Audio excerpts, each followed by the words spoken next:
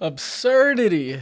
Man, the first thing I think about with this album that's coming out, when I think of absurdity, not that I had this in mind when I wrote this, but an idea I had of what genius was somewhere in the subconscious.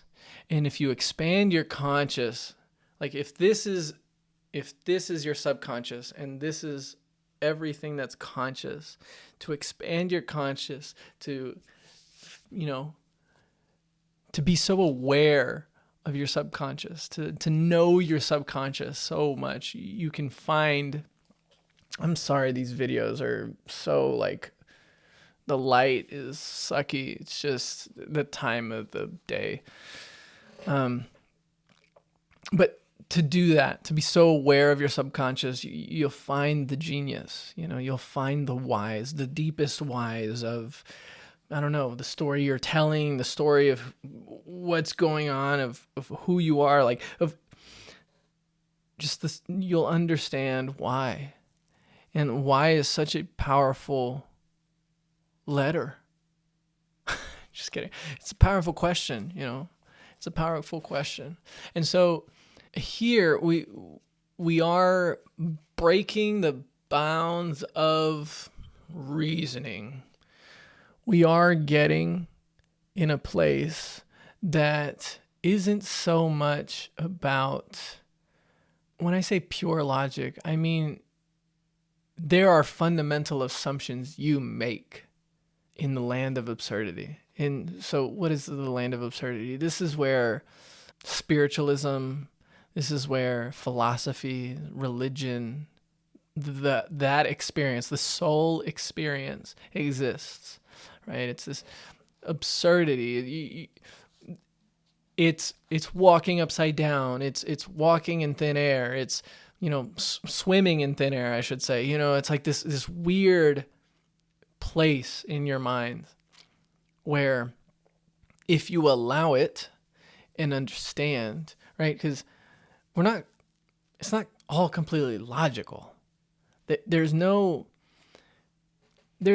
that's just math when you go that deep. There's a fundamental assumption, there's a worldview, there's a perspective that informs the logic and whatever.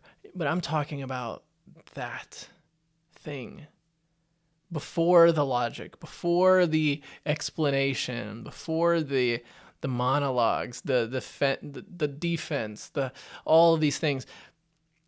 I'm speaking of the matters of the soul here. It's a chaotic place, right? This is like Freudian. I don't know. I'm not that intelligent to be like spitting smart stuff out,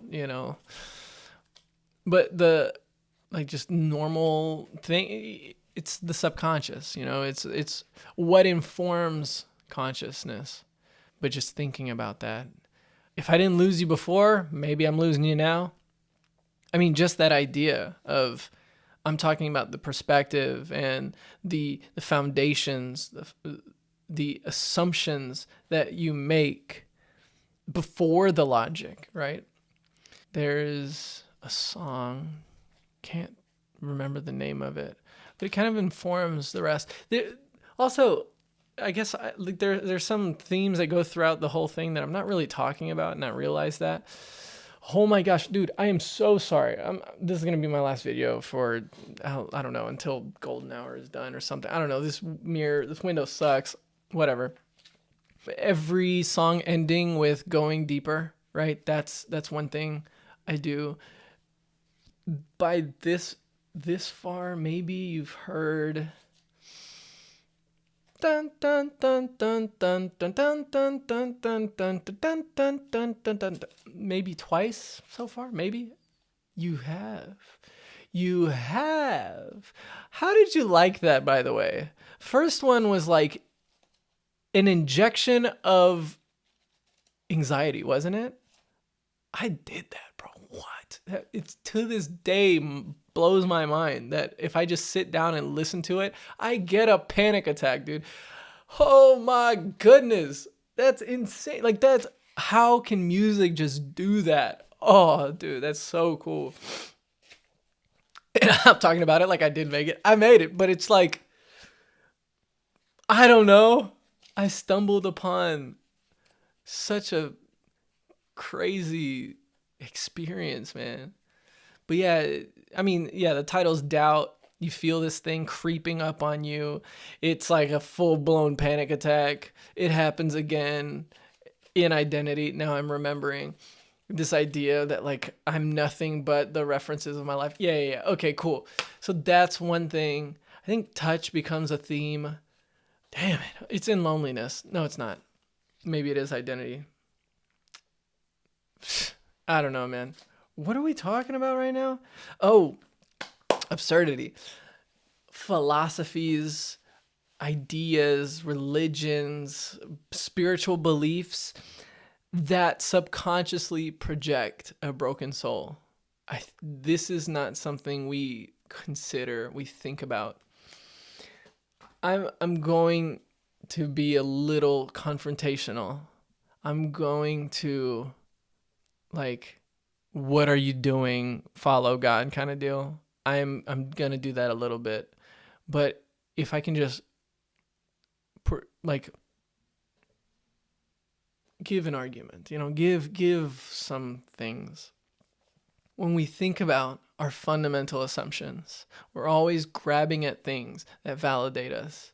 Like, for example, feminism, witchcraft, these things is about women empowerment. At the bottom line, it's women empowerment. But what is that? It's a reaction to feeling powerless, right? So you wouldn't go after the witchcraft. You wouldn't go after being a gung-ho feminist if you didn't feel powerless to begin with. Which means that, again, we're talking about appetites. We're talking about changing things. We're talking about transforming. If you then satisfied that, found power, understood your power, what is witchcraft doing for you? What is feminism doing for you when you have a loving husband who treats you as an equal, who treats you as a soft complementarian equal? We're equal in dignity, equal in worth. We have different roles. You're Superwoman in your own way. Superwoman and Superman, Wonder Woman and Superman don't do the same things, as they shouldn't. But by God, is Wonder Woman strong? Is she powerful? Absolutely. That's what I'm talking about. Is like philosophies, ideologies, spirituality, like all of these things. They all scratch an itch. They all feed something in our souls deep down. So they're projections of a broken soul. And that's what we do. Even in Christianity, okay? Bad gospel, bad religion, it's all a projection of a broken soul. True Christianity doesn't have that. I'll give you an example. Do you think that I want to worship and follow a God who tells me where and when, or like where, what do you mean? What? That tells me to basically keep my pants on. You know what I mean? Do you think I want that? No, I want to be free. I want to do what I want. But in understanding his love for me, transforming my palette of self-love, transforming my palette of what it looks like to love, can I now trust him with my sexuality? Can I now trust? He's done all of these things for me. He's blessed me in all kinds of ways. He's been wise, and his commands have been so fruitful in my life. Can I not just accept that maybe, just maybe, he is consistent enough that the same thing is going to happen if I submit my sexuality? And the same goes with money, right? people's theology about money. Usually, if there is, oh, the New Testament doesn't tell us to tithe, that's an Old Testament thing, and blah, blah, blah, and like, I shouldn't be tithing, I shouldn't give my money to the church, and blah, blah, blah, the Bible doesn't say so. You are greedy, my friend. That's not, oh, the Bible says so, you're correct. You're wrong, 100%, and you've shown your hand. You're a greedy person. You love money too much. It means too much to you. You think you don't have enough. And listen, I understand it's this economy, but don't go around saying that the Bible makes you right, because you're not right. You know what I mean? Same thing for racism. Oh, I make an argument, no interracial marriages, blah, blah, blah, blah, blah, blah, blah, blah, blah, blah.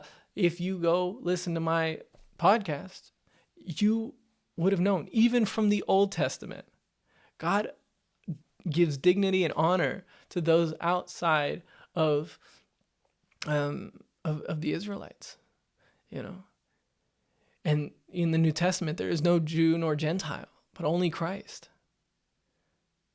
So within Christians, there is no second-class citizens, because we're all wearing Christ. We're all wearing his robes. We're all wearing his honor, his righteousness. So there is no distinction. And it goes on.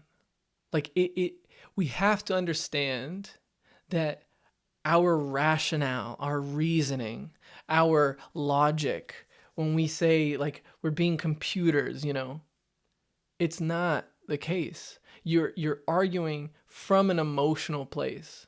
Everyone is. Like, there's this idea of ethical motivism, and then there's just emotivism, like the idea that just everything is based on emotion. Like, and that's just what it is, right? We feel what we feel, and then we rationalize. That's absurd. Like, in the definition of absurdity, that is absurd. Sorry, the reaction we have to this information is absurd. Like, what does this, knowing this, what does it do?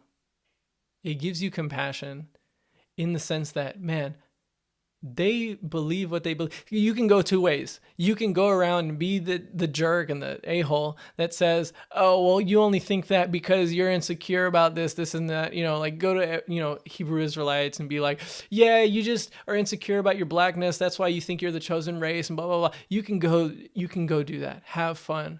Or you can have compassion and love and be like, oh, wait a second. Well, if that's the problem, let's go fix that. Let's go empower them. Let's go love on them. Let's show them that they don't need this lie to hold them afloat, that the truth is way better. You know what I mean? Like, there's layers to how you can react. And so knowing everything and having this knowledge and being ultimate, it's not worth it. Like, this is 1 Corinthians 13, you can know the secrets of everything. But if you don't love, you're just a noisy gong. You're literally a noisy gong. You're unpleasant to listen to. And so, yeah, I'm spitting the secrets of the human experience, but you have to be responsible with it.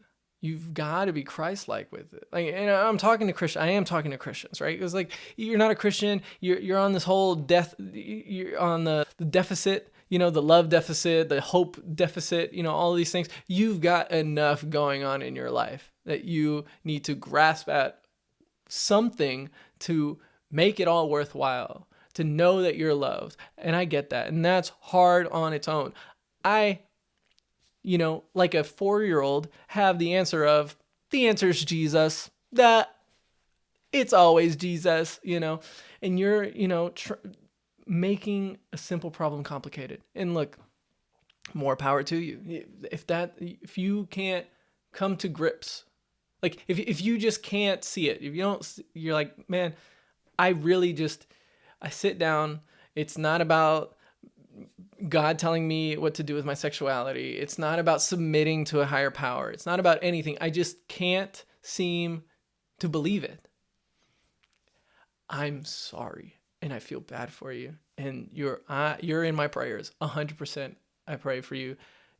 Like, people in your situation, I pray for you all the time. Most people, when I evangelized on campuses, college campuses, it always came down to, I want to be the master of my own universe. Well, guess what, kiddo? You're not. Point blank. It's not an argument.